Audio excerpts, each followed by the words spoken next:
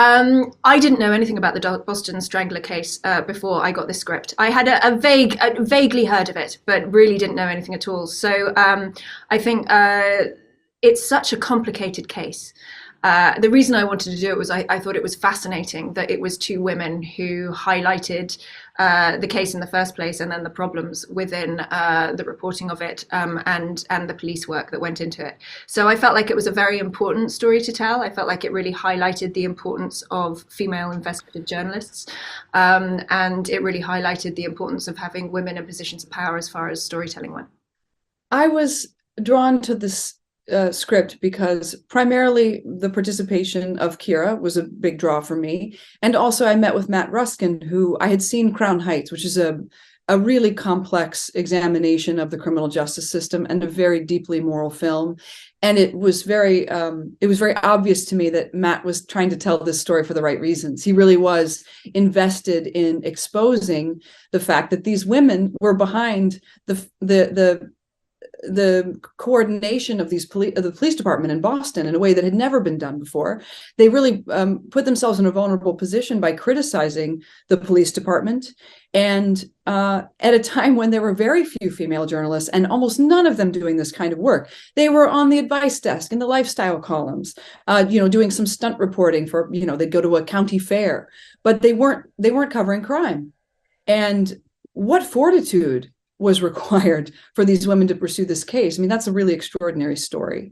And as far as what I knew about the case, I knew what everybody else knew, the story of the psychopath DeSalvo who murdered all these women and the Tony Curtis film. I had no idea that these women were a really integral part of the story and exposing not only DeSalvo, but again, the complications of the case and the possibility there were multiple killers, and possibly some men taking advantage of the Stranglers' modus operandi to murder their mistresses, and just the way that that opportunists will find a way to exploit any opportunity to get rid of their problems easier. So there were just a lot of things about it I didn't know, and I really loved Matt, and I so enjoyed working with Keira, and it was a really marvelous process.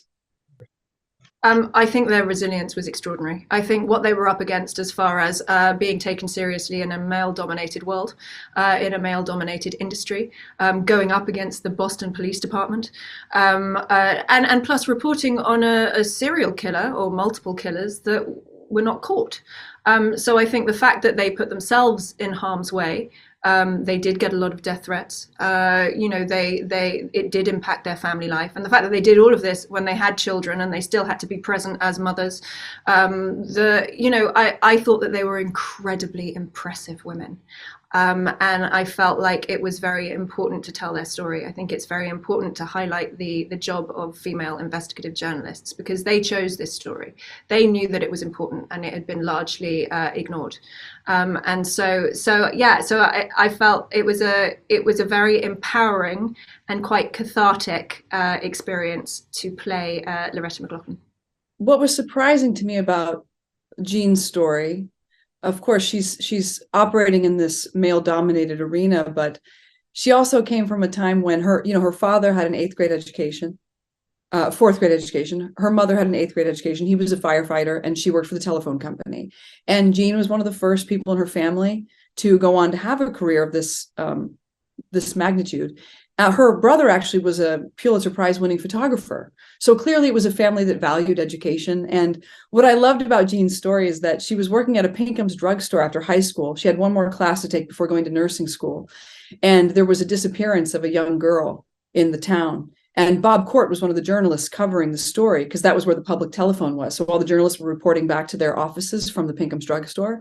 And she said, "Hey, you got a job for me?" And he called her in actually to have a meeting that August with the editor. And she ended up starting off as a copy boy. And she worked her way up.